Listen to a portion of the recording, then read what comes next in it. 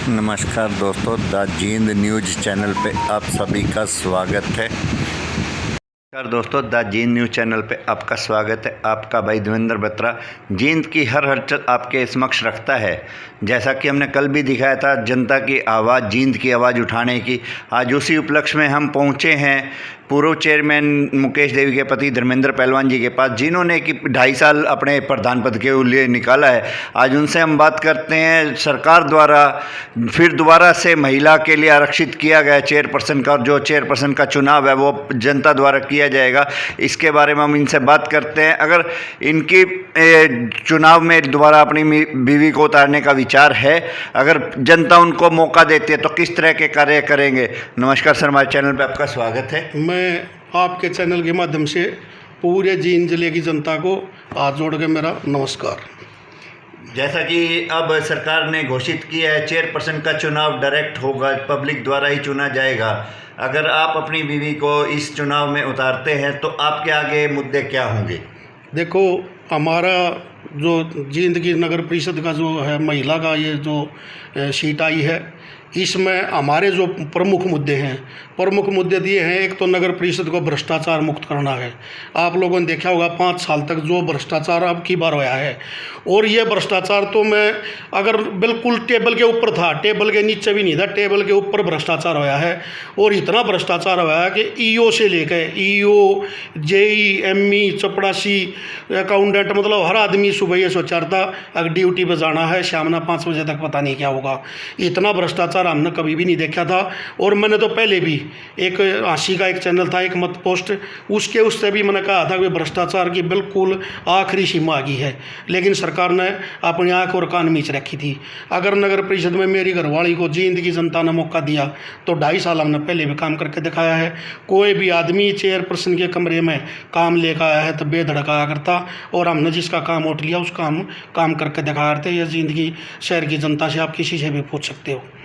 और रही बात एक बार जो जब नगर परिषद का जो 2016 का चुनाव हुआ था, उसमें आप लोगों ने पढ़ा होगा, शहर की जनता ने पढ़ा होगा कि अभी नगर परिषद बंदूकों के साए में होया करती, बंदूकों के साए से मुक्त होगी।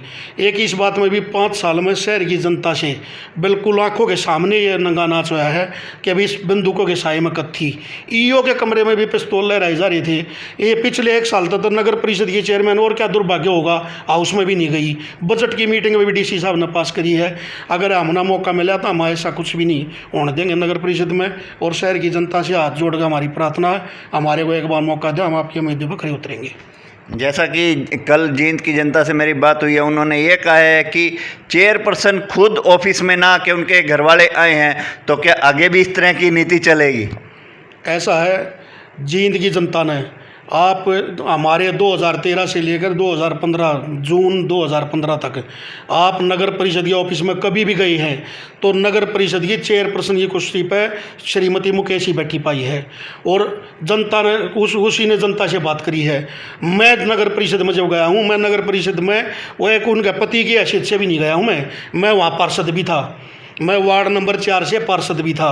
और मैंने उस नगर परिषद की एक गरिमा को कभी भी ठेस नहीं पहुंचाई। मैंने कभी तो प्रधान की कुर्सी पे नहीं बैठा, और कभी वाइस प्रधान की कुर्सी पे नहीं बैठा।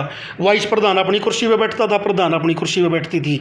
और जो नगर परिषद की जो गाड़ी थी हमने खरीदी थी, किसी भी प्रधान की इतनी वो नहीं थी। रेजुलेशन डाल कर पास कर दिया करते। 20-25 साल से स्कूटरों पर उन पर घूमया करते। ईओ भी वो भी नगर परिषद की बोलेरो गाड़ी खरीदवाई थी। उसमें भी अगर कहते नगर परिषद के कर्मचारी आते या प्रधान बैठती थी, हमने मैं कभी भी उस गाड़ी में भी बैठ कर अकेला नहीं घूमया, ना कभी प्रधान की कुर्सी पर बैठा, ना कभी हाउस की जो मीटिंग होती थी हाउस की मीटिंग में कभी भी गया, बाहर रहा करता। और जिस टाइम पर मैं हाउस का मेंबर बन गया तो फिर एज ए मेंबर उस टाइम पर मैं कमेटी में जा रहा था, हाउस में भी जा रहा था। लेकिन अब जो था उस नगर परिषद की जो प्रधान की कुर्सी थी उस पर उसका पति बैठता था सरेआम और काम करता था। और एक फाइल पे वो दस्तखत करवा रहा था, वो सब डरा धमका करता। पूनम सैनी तो एक नाम की रबड़ स्टैंप की प्रधान थी।